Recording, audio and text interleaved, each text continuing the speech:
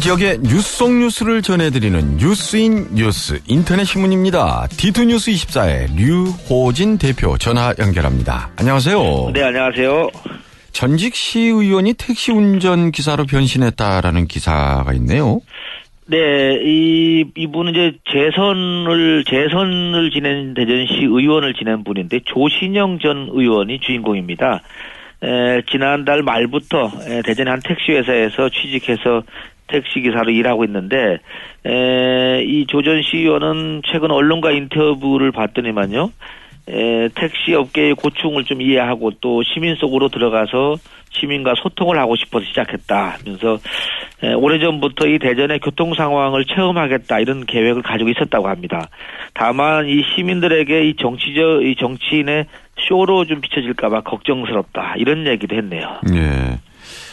정부에서 추진하고 있는 경유 택시에 대한 현장 반응 그리 좋은 것 같지가 않다고요? 네, 그렇습니다. 이 국토부가 최근에 이 택시 사용 연료의 다양화 차원이라고 하면서 오는 9월부터 경유 택시를 지금 도입을 하겠다 이런 방침을 정했습니다. 지금 9월부터 하는데 여기에다가 이제 LPG 택시를 경유 택시로 전환할 경우에 유가 보조금으로 해서 한 345원 정도를 지급한다는 것이 이제 골자인데요. 이 내용을 이제 각 시도별로 지금 전달을 했고요. 여기에 따라서 차량도 지금 배정을 한 상태입니다. 그래서 오는 8월 31일까지 경유 택시 전환자를 모집한다 이런 계획까지 내놨습니다. 근데 그 현장의 어떤 그 반응이라든지 목소리를 듣는데 좀 소홀했던 게 아니냐라는 지적이 나오는 게요. 네, 그렇죠. 서울의 경우는 시도 그렇고 택시 업계에도 그렇고 반응들이 지금 별로였잖아요. 그런 셈이 됐습니다. 예. 근데 지금 이 국토부가 나름대로 의혹을 갖고 있지만 지금 말씀하신 대로 현장하고 좀 갭이 있는 것이 우선 서울시가 불참 의사를 밝히고 있습니다. 예. 우리나라 택시의 절반 정도가 지금 서울의 수도권에 있는데 서울시가 불참 의사를 밝혔고요. 또 하나는 업계에서도 시큰둥한 반응을 지금 보이고 있는 것 같습니다. 우선 서울시 불참을 하다 보니까 반쪽짜리로 우선 전락을 했는데요. 서울시는 불참 이유가 우선 대기 오염이 악화될 것이다. 그리고 시민들의 건강이 문제되지 않느냐 해서 불참 의사를 지금 했는데 국토부는 부랴부랴 이 서울시가 반납한 차량 대수를 다른 시도에다 배정을 해서 대전 같은 경우는 현재까지 이제 원래 당초에는 350대가 이제 배정을 받았는데요. 지금 한 530대로 지금 배정 대수는 우선 늘어 있는 상태입니다. 부처 안에서도 당장 반대의 목소리가 있다고요? 네, 그렇습니다. 이 같은 정부 부처 안에서도 이 환경부하고 기획재정부도 이걸 반대하는 것을 보이는 것이 우선 환경부는 대기오염 문제를 지적하고 있고요. 기획재정부는 또 이 막대한 보조금이 또 문제다 이렇게 얘기를 하고 있는 상황입니다. 환경부 조사를 보면은요, 이 경유 택시가 만약 운행될 경우에 이 질소 산화물 배출을 조사했더니만 경유차가 LPG보다 한 5, 60배가 더 많은 것으로 지금 나타나고 있습니다. 지금까지 정리를 해보면 정부 부처 안에서도 엇박자가 나고 지자체도 시큰둥하고 환경단체 반대하고 있고 네. 시민들도 우려하고 있고 당사자 격인 택시 업계의 반응은 어떻습니까?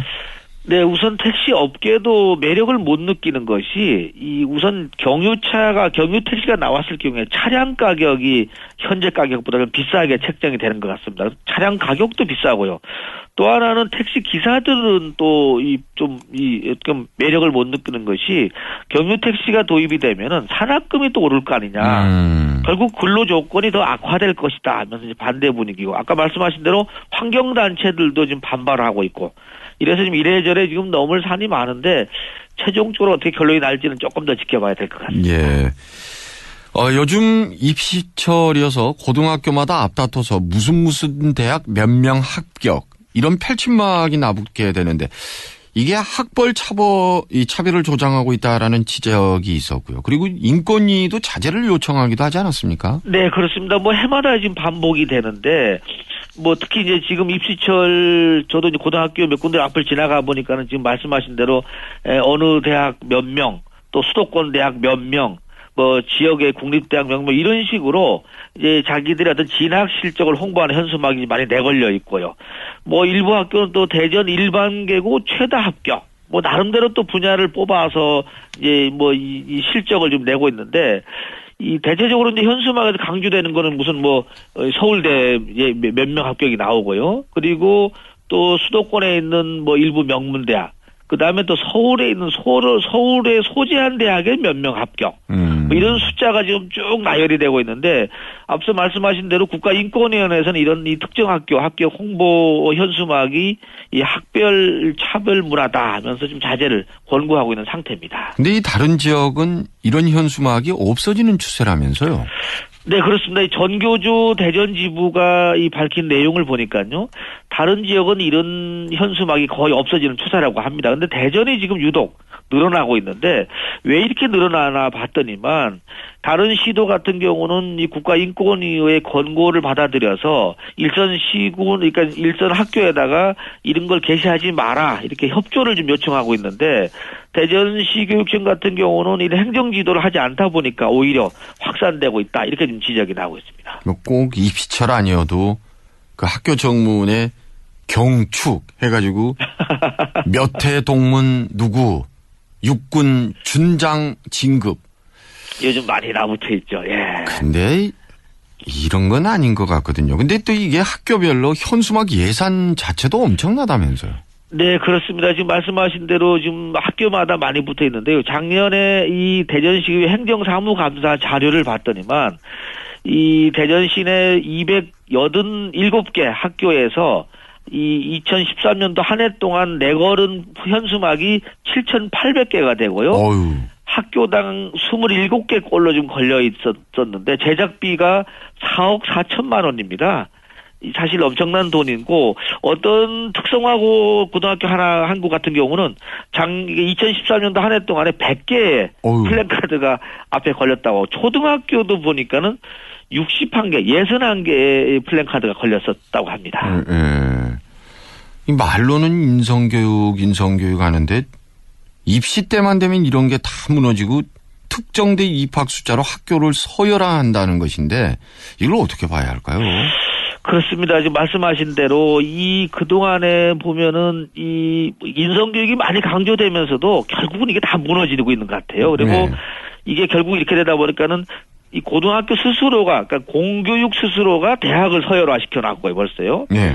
자연스럽게 위화감 조성이 되고 학생들 말 맞다나 그 서울대 몇 명, 뭐 7, 8명 밖에 안 되는 숫자, 거기에 못 들어가면은 그 고등학교 서열이 또 되고요. 네. 이렇게 되면 인권 침해와 어떤 공교육의 사교육화, 뭐 매번 지적하는 문제가 좀 반복되고 있는데 뭔가 좀 확실하게 좀 바꿔줘야 될 때가 아닌가 싶습니다.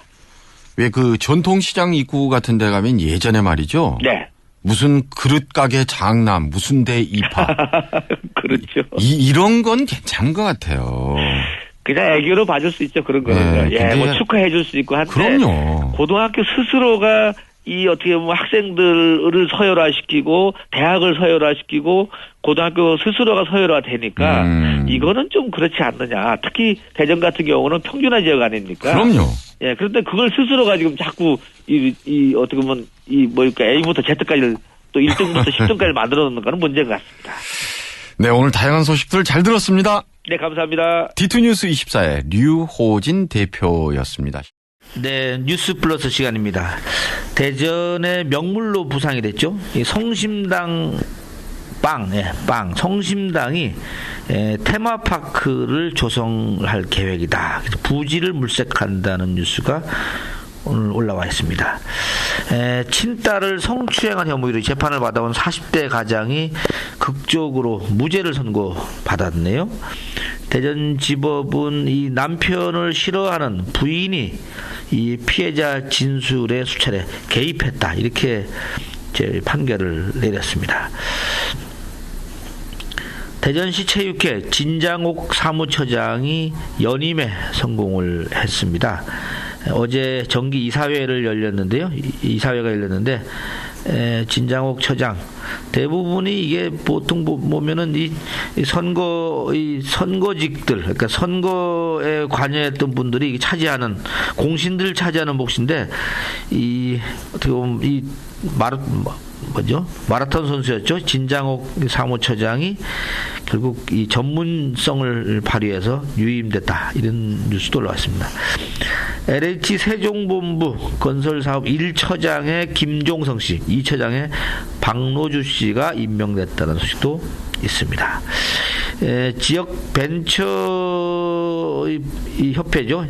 대덕 이노폴리스 협회가 지금 10대 회장을 다음 달에 지금 확정할 계획이라고 하는데, 새로운 수장 선출에 지금 시동을 걸고 있다는 소식도 있습니다. 문재광 중구의회 의장이 어제 공판이 있었는데요. 당선 무효형 구형을 받았다는 소식도 있습니다.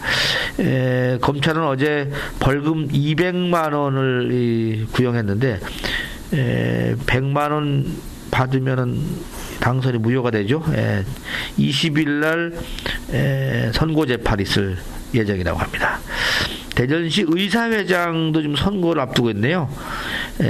다음 달 27일 날 대의원 투표를 하는데 지금 나상현, 송병두, 이기상, 장남식 원장 네 분이 지금 거론이 되고 있다고 합니다. 대전도시공사 박남일 사장 경영 능력이 시험대에 올랐다는 이 보도도 있습니다.